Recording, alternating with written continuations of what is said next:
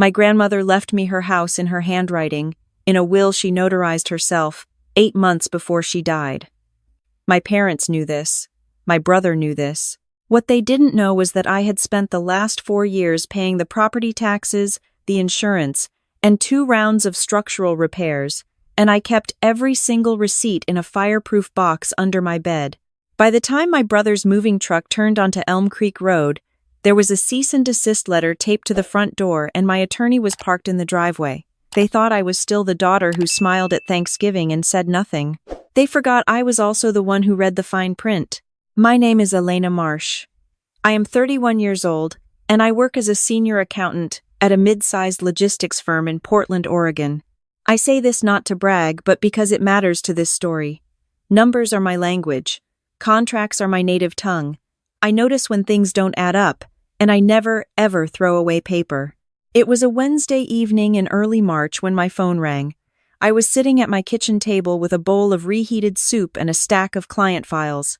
My cat, a gray tabby named Oliver, was asleep on the radiator. The apartment was quiet in the way I liked, purposeful, mine. When I saw my mother's name on the screen, I felt the small, reflexive guilt I always felt when I realized I hadn't called her that weekend. I answered on the second ring. Elena. Her voice was the wrong temperature. Not cold exactly, but controlled, curated. My mother had a voice she used for normal conversations, and a voice she used when she had already made a decision and was now informing you of it. This was the second voice. Mom? Is everything okay? Is Dad all right? Your father is fine. We're both fine. A pause. We're on speaker. I heard my father clear his throat somewhere in the background. He always cleared his throat when my mother was about to say something he wasn't sure about but had agreed to anyway. Elena, your father and I have been talking. Another pause. About the Elm Creek house. I set down my spoon. The Elm Creek house was my grandmother's house. A 4-bedroom craftsman on a quiet street in Salem, Oregon, about an hour south of where I lived. My grandmother, my mother's mother, had lived there for 41 years. She raised my mother in that house. She taught me to bake bread in that kitchen. When she was diagnosed with early-stage dementia at 78, I was the one who drove down on weekends. I was the one who organized her medication, argued with her insurance company, and sat with her through the bad evenings when she didn't always know where she was. My brother, who lived 20 minutes from her at the time, visited twice in 18 months. My grandmother passed away 2 years ago. In her will, drafted by an attorney, signed by 2 witnesses, and notarized, she left the Elm Creek house to me. Just me.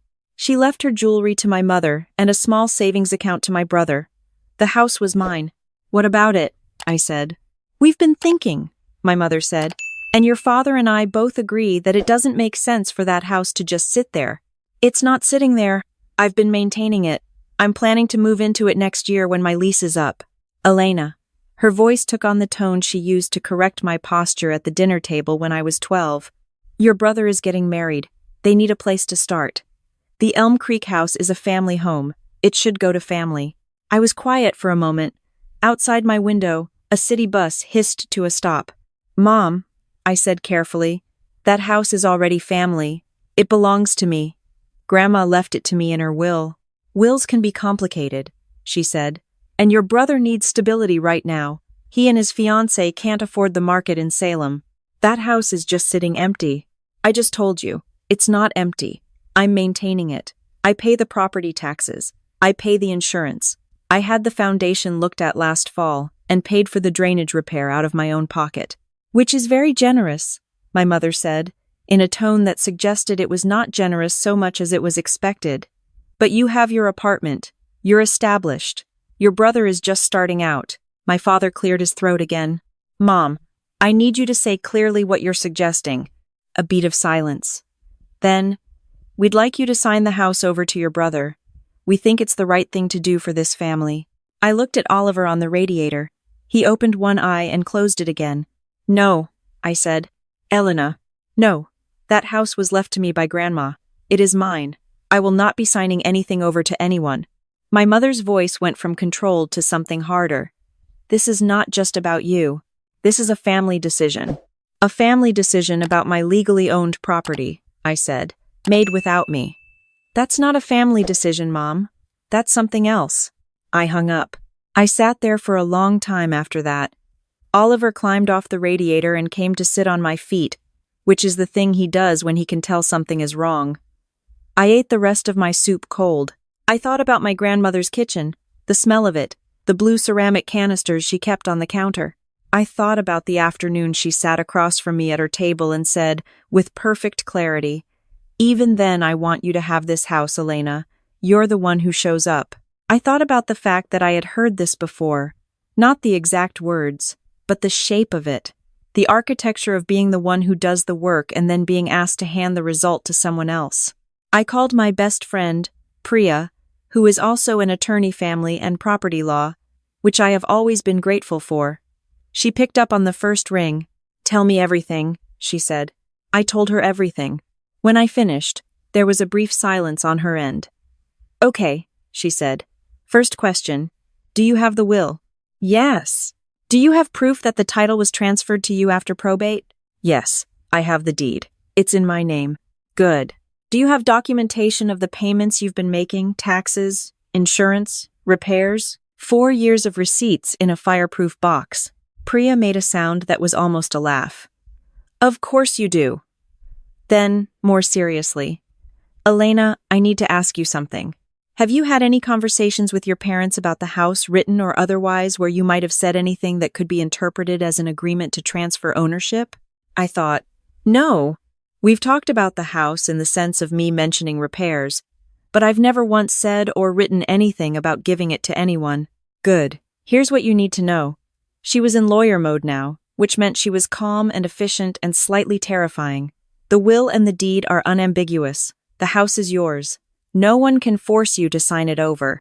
Whatever your parents are deciding is not a legal decision. It has no standing." "I know," I said, "but I have a feeling this isn't over." I was right. 3 days later, I drove down to Elm Creek Road to check on the house. I did this once a month, walked through, checked for leaks, made sure the furnace was behaving, picked up any mail. It was a routine I'd built quietly, without fanfare, because that was how I operated. I didn't need anyone to see me doing the work. I just did it. What I found when I pulled up was not what I expected. There was a rental truck parked in front of the house. Not a moving truck, a storage truck. And my brother was standing in the driveway, holding a box. I sat in my car for a moment. I counted to 10. Then I got out. "What are you doing?" I said. My brother looked up. He had the expression of someone who had been told this might happen and had prepared a face for it. Neutral, slightly defensive. "Hey, we're storing some stuff. Mom said it was fine." "Mom doesn't own this house," I said. "I do." He set the box down on the driveway. "Elena, come on. We're getting married in June. We need space." "Then rent a storage unit. Why is that necessary when there's a whole empty house?" "It is not empty and it is not available," I said. My voice was even. I am good at keeping my voice even. "I need you to put whatever is in that truck back in the truck and leave." "You're being ridiculous." "I'm being the legal owner of a property you're using without my permission." I took out my phone. "Do I need to call the non-emergency line, or would you like to handle this on your own?" He stared at me. I held his gaze and waited. He put the box back in the truck. That evening, I called Priya again. I told her about the truck. She was quiet for a moment. Then she said, "Elena, I think we need to get ahead of this." "What do you mean?" "I mean, your parents are clearly not going to drop this. And your brother showing up at the house with a moving truck even to store things is a pattern that could escalate. I'd like to draft a formal letter, a cease and desist, essentially. Something that clearly states your ownership, lists the legal documentation, and notifies all parties that any attempt to use, occupy, or transfer the property without your written consent will be treated as trespassing." I exhaled slowly. "It's a cease and desist letter to my own family." "Yes." Another silence. "Do it," I said. The letter went out the following week. Certified mail. 3 copies, 1 to my parents, 1 to my brother, 1 to his fiancée. Priya drafted it in language that was precise and completely unemotional, which is the only kind of language I trusted in this situation. It cited the will. It cited the deed. It cited 4 years of documented payments, the property tax receipts, the insurance invoices, The contractor bills for the drainage repair and the new water heater and the exterior paint job I'd had done the previous summer. Every dollar I had ever put into that house was listed, dated, and sourced. It also stated clearly that if anyone attempted to access, occupy, or lay claim to the property, I would pursue all available legal remedies. My mother called me 17 minutes after the certified mail was delivered. I know this because I have her listed as a contact and my phone shows call timestamps. "How could you do this?" she said. It wasn't a question. It was the particular tone of someone who had decided to be wounded. "Mom," I said, "I didn't start this. You called me and asked me to hand over my property. It's not just your property. That house belongs to this family. It belonged to Grandma. She decided who to leave it to. She left it to me." I paused. "Did you know she told me why?" Silence. "She told me it was because I was the one who showed up," I said. "Not cruelly, just factually. She told me that 2 weeks before she passed. She said she trusted me with it. I intend to honor that." More silence. Then, quieter. "You're tearing this family apart." "I'm not tearing anything. I'm holding a boundary that should have never needed to be stated." My mother hung up. My father called an hour later. This was unusual. My father was not a caller. He was the person who existed in the background of my mother's calls. The muffled cough, the occasional affirmation, the fact that he was calling independently meant something had shifted. "Elena." His voice was tired in a way I recognized, not angry, just worn down, like a step that had been climbed too many times. "I want you to know I didn't think this was a good idea from the start." I softened slightly, against my better judgment. "Then why didn't you say that?" A long pause. "You know how it is." I did know. I had known my whole life. My mother had a way of making her decisions feel like gravity. You didn't argue with them so much as try to survive them. "Dad," I said, "I need you to understand that I'm not doing this to punish anyone. I'm doing this because that house is mine, and I worked hard to maintain it, and I am planning to live in it. I'm not going to sign it away.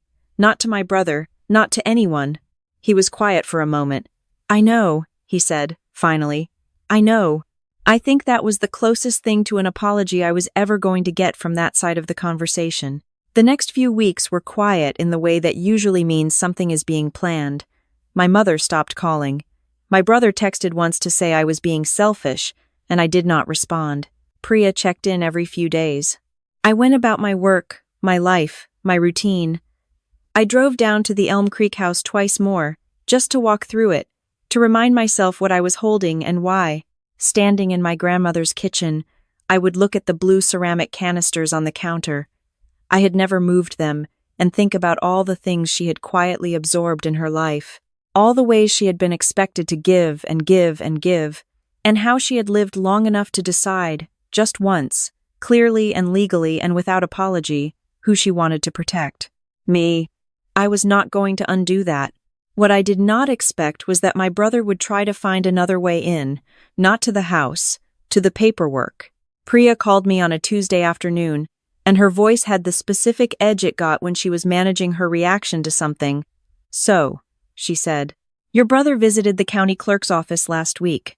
I felt a cold, clear alertness click into place. "And?"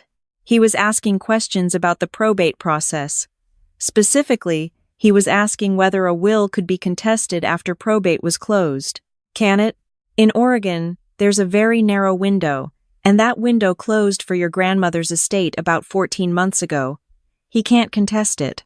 But he was clearly trying to find a way to cloud the title or create a basis for a dispute. She paused. "I want you to know, this doesn't change your position. Your ownership is solid. But I wanted you to be aware." I sat with that for a moment.